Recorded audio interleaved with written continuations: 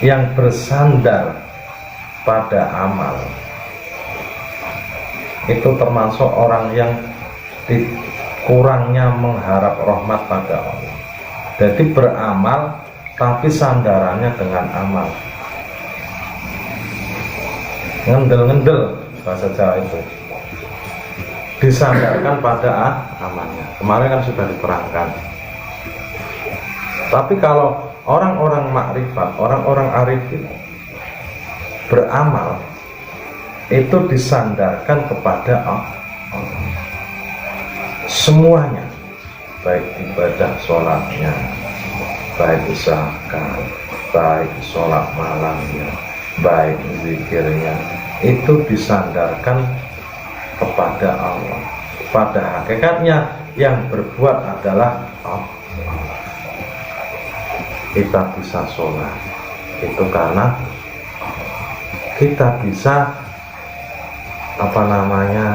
menjauhi larangan Allah, meninggalkan larangan Allah, itu juga karena pertolongan Allah. Jadi semuanya itu karena Allah. Jadi semuanya itu karena Allah. Apa saja Allah meliputi semuanya. Allah pun punya aturan-aturan untuk manusia, bagaimana cara menyembah kepada Allah, bagaimana cara ibadah kepada Allah. Ada aturannya. Walaupun semuanya itu milik Allah, tapi ada tata caranya, ada aturan. Tidak tidak seenaknya sendiri. Semua yang di dunia ini jangan sampai salah pemahaman, mentang-mentang semua karena Allah, semua milik Allah. Ada mangga punya tetangga diambil tanpa seizin, mencuri, itu nggak boleh. Walaupun hakikatnya punya Allah, tapi izinlah kepada yang punya. Soalnya ada dulu di pondok itu ada salah pemahaman, mencuri mangga. Dulu mencuri mangga, pasti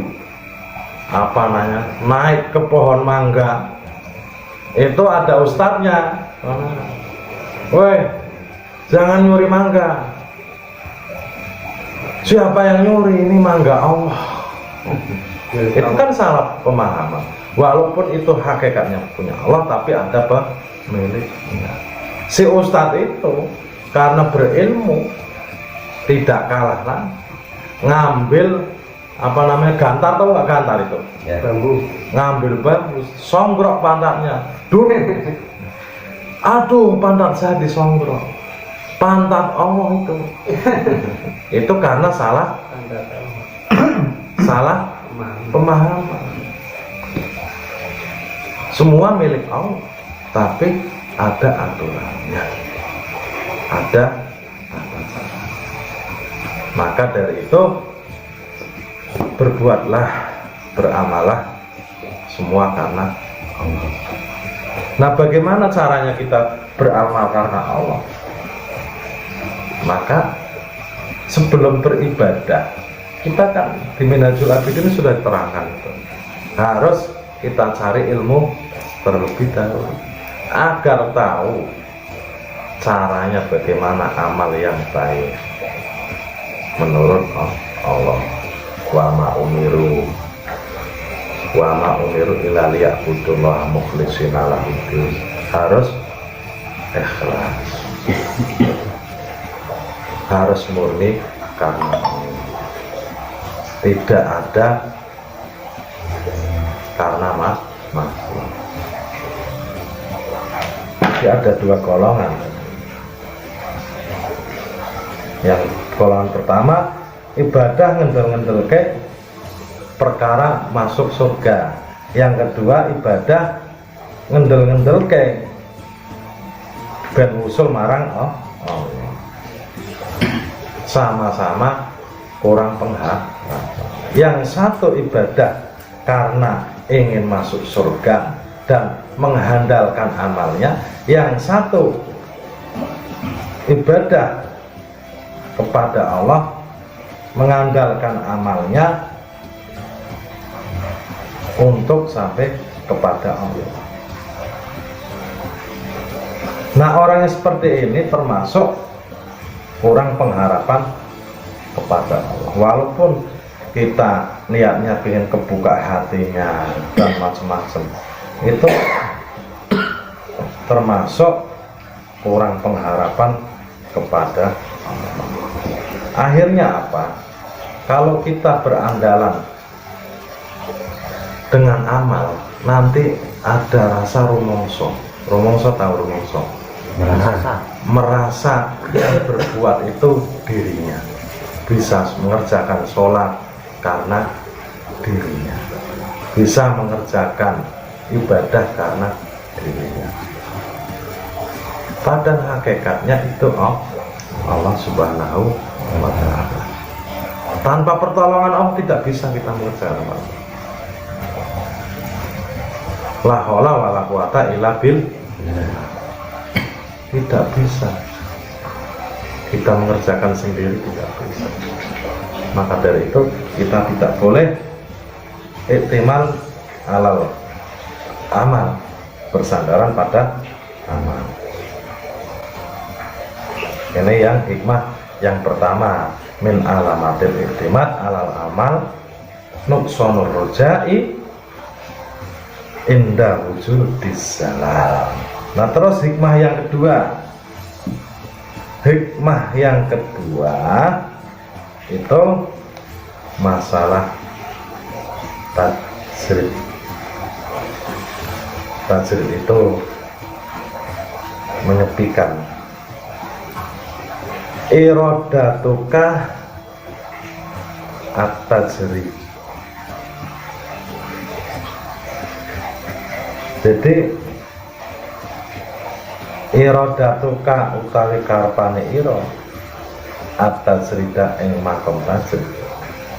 Ai mailu nafsika ayyuhal murid ayyuhal muridu as-sadiqu ila tajrid.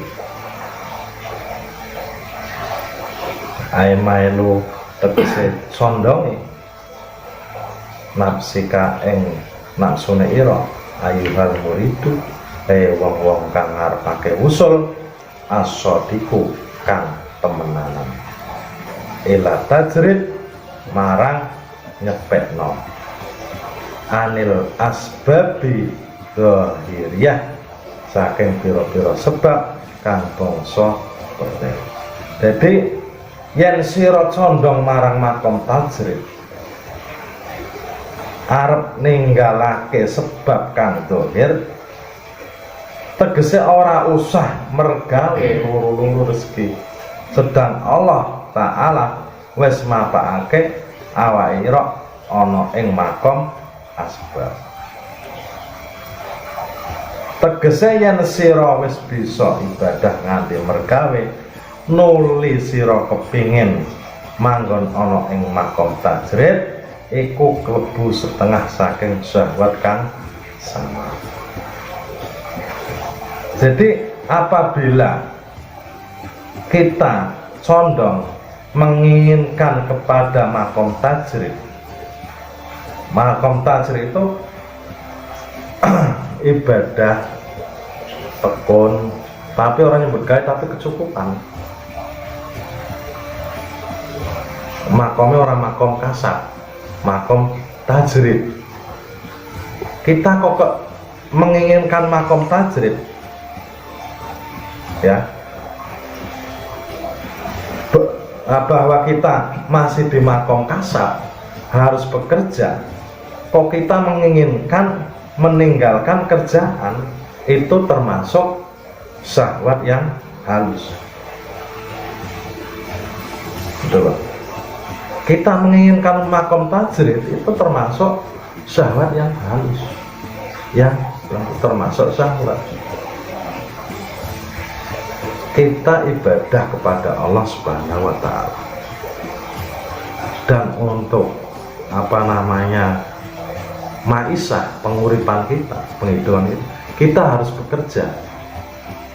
Karena dengan bekerja itu malah bisa tenang, bisa untuk mencukupi anak istri, untuk sanggup ibadah. Kok kita menginginkan makom tajrid, itu termasuk syahwat. Karena Allah menempatkan si hamba di makom kasar, makom yang harus bekerja dengan sebab. Tidak usah kita menginginkan ke makom tajrid. Tajrid itu maknanya nyepi, menyepikan. Nah, terus apa? Sebaliknya, apabila orang itu dalam keadaan makom tajrid, diberi oleh Allah makom, ditempatkan pada makom tajrid, terus dia kok ingin bekerja, berarti dia jatuh tadinya di makom yang di luwih dhuwur, jadi iso luwih ino turun derajatnya, termasuk itu pun syahwat.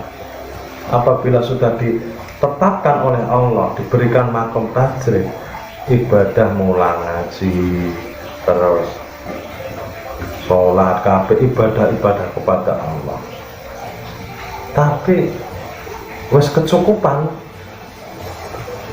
mempunyai rezeki yang tak diduga-duga, walaupun hanya wiridan, sholat, tapi ada aja untuk penghidupan keluarganya, itu termasuk makom tajrid. Kok kita nyari makom kasar, itu termasuk syahwat. Jadi sama, kita dikasih makom kasar, kok ingin pindah makom tajrid, itu pun termasuk syahwat. Dikasih makom tajrid ingin pindah ke makom kasar, termasuk juga itu syahwat, sama-sama syahwat. Termasuk itu setengah saking kesenangannya nafsu kan samar, itu termasuk nafsu, menginginkan sesuatu karena dirinya.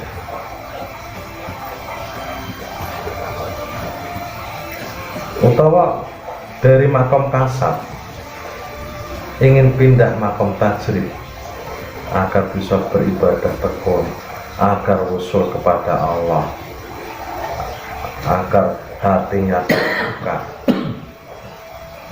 menginginkan yang itu, agar jadi wali, biar dipercaya oleh orang-orang, disamperin orang, minta doa, minta ini, itu pun termasuk syahwat. Nanti menjadikan rumongso, merasa merongso perkara Allah, padahal itu syahwat. Termasuk ingin masyhur, termasuk ingin terkenal, bahaya. Makanya ini mengaji kitab di syuting itu ya, kalau tidak bisa nata hatinya itu bahaya. Ingin terkenal, jangan sampai. Mudah-mudahan kita dijauhkan dari itu. Niat kita mudah-mudahan karena Allah Subhanahu wa ta'ala. Nah, kalau melaksanakan yang seperti itu bisa putus dari tujuan. Tujuannya kita kepada Allah, kok menuruti nafsu kita sendiri, yaitu termasuk putus dari tujuannya. Tapi kalau orang-orang shodiqin, orang-orang yang benar, tidak meninggalkan dunia pun tidak lupa akhirat, tidak meninggalkan akhirat pun tidak meninggalkan dunia. Artinya semua yang diambil hakikatnya, artinya tajridnya itu menyepikan dari dunia, walaupun dia bekerja tapi tidak meninggalkan akhiratnya, walaupun dia ibadah juga tidak meninggalkan dunia. Artinya semua sudah dianggap itu semua ibadah. Orang-orang sok bikin bekerja ya dianggap ibadah, jadi semuanya dijadikan ibadah. Bekerjanya, terus silaturahminya, semuanya dijadikan ibadah. Jadi tidak sia-sia karena diarahkan kepada Allah.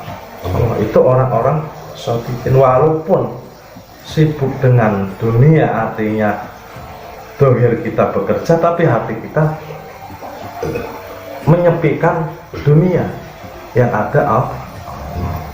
Makanya ada cerita, si santri itu melihat gurunya itu heran, "Mbah, jenengan jari wali kok sugih? Mbah, katanya jenengan wali kok kaya raya. Gimana, Mbak? Oh, sekarang begini Le, kamu ikut saya, ayo naik mobil, ambillah gelas itu, kasihlah air, dan kamu ikut saya. Kamu jangan nengok kemana-mana, lihatlah air itu." Dia diajak muter-muter ke kota, ke Tramelan, ke mana itu diajak-ajak, sampai tujuan lagi. Si santri itu ditanyain sama Pak Yai, "Le, kamu lihat apa?" Dan tidak ajak kemana, tidak lihat apa-apa, lihatnya air dalam gelas saja, nggak lihat apa-apa. Maksudnya paham? Walaupun disibukkan dengan pekerjaan, disibukkan dengan apa, tapi yang dilihat hanya Allah. Karena ditujukan semuanya digantungkan kepada Allah, menjadi nilai ibadah.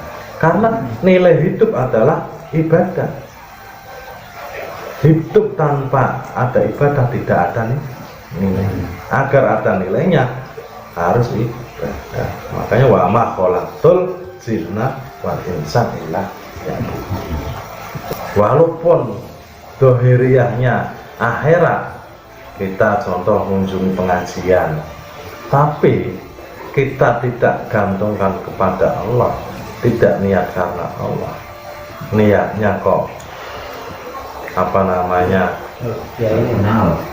niatnya pengen meceng, pengen biar ketemu teman-teman saja, bukan karena Allah, itu bukan nilai ibadah. Tapi walaupun kita kerja, mencangkul di sawah, jahit, berdagang, tapi kita sandarkan pada Allah, itu menjadi nilai ibadah.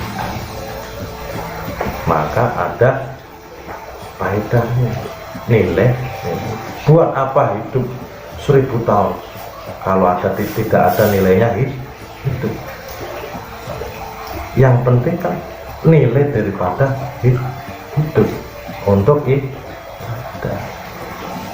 Tanpa ibadah ya sia-sia, merugi. Makanya kita pergunakan waktu kita, jangan sampai sia. Wal asri, perhatikanlah waktu. Innal insana lafi khusri, sungguhnya manusia dalam keadaan illal ladzina amanu wa amilus sholihati wa tawassaw bil haqqi wa tawassaw. Kita perhatikanlah waktu kita. Waktu kita adalah umur kita. Umur kita adalah nafas kita. Nafas kita adalah berlian maknawi. Jangan kita sia-siakan. Nafas kita berlian. Pergunakan sebaik-baik biar tidak merugi. Karena kalau tidak memperhatikan waktu, itu kita rugi.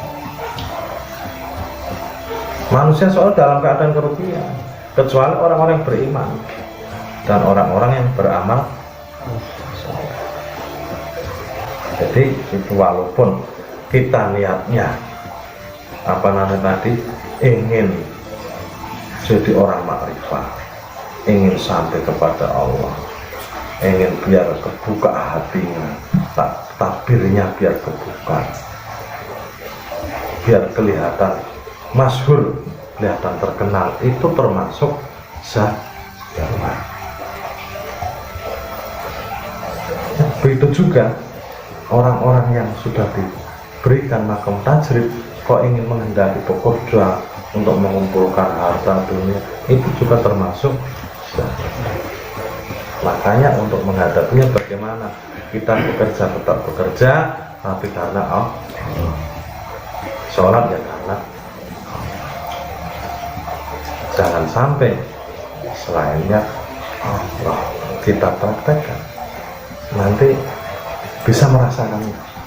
Cara merasakannya begitu, bangun tidur kita dilihatin apa namanya, bangun tidur doa karena Allah, alhamdulillah di ahyana ba'da ma amatana, semuanya.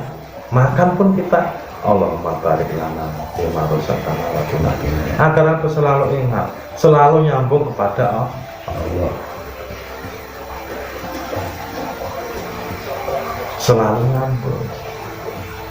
Kita minum pun kita harus disambungan kepada Allah. Ya Allah Rahman Rahim panjenengan saged ngombe minum. Kenapa kok ada doa-doa, semuanya ada doanya, makan doa, mau ke WC doa, mau tidur doa, bangun tidur doa, keluar dari WC doa, naik kendaraan doa, agar selalu nyambung, hati kita nyambung kepada Allah, ingat kepada Allah. Dzikrullah syifa'ul qulub. Ingat kepada Allah itu menjadi obatnya hati. Karena kalau hati sudah sehat, insya Allah semuanya, mata kita sehat, pandangan kita sehat, penciuman kita sehat, perbuatan kita sehat. Tapi kalau hati kita sakit, semuanya akan jadi penyakit. Pandangan kita ya sakit, penciuman kita sakit, pembicaraan kita sakit, langkah kita juga sakit, niat kita sakit. Tapi kalau hatinya sehat, semuanya sehat, semuanya sehat. Makanya sama, kita menjalankan sama-sama makan, sama-sama minum, sama-sama sholat, semuanya sama yang dikerjakan itu. Hanya kita memindahkan niatnya karena Allah, bukan karena nafsu kita, bukan karena keinginan kita, tapi kita sandarkan pada Allah. Kita cukup banyak-banyakin sholawat pada bulan Rajab ini agar mendapat syafaatnya Nabi Muhammad Rasulullah Sallallahu Alaihi Wasallam. Karena tanpa beliau kita tidak bisa apa-apa. Tanpa syafaat beliau kita tidak bisa. Makanya selalu akan mendapat syafaatnya Nabi Muhammad Sallallahu Alaihi Wasallam.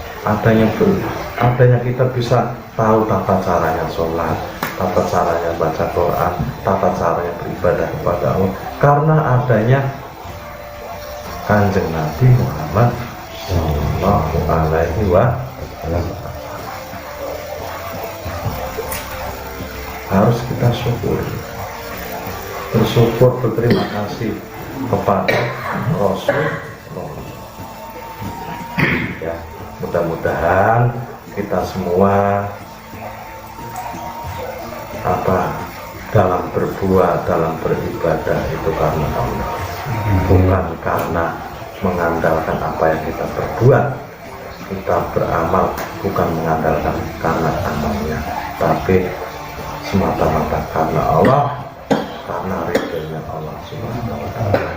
Tanpa ridhonya Allah kita tidak bisa apa-apa, karena ridho Allah itu lebih tinggi daripada surga. Kalau Allah sudah ridha, semuanya mudah. Mudah-mudahan kita semua mendapat ridha Allah. Amin. Sekian saja, karena waktu sudah malam, kita sambung minggu depan. Wabillahi taufiq wal hidayah. Wassalamualaikum warahmatullahi wabarakatuh. Waalaikumsalam warahmatullahi wabarakatuh.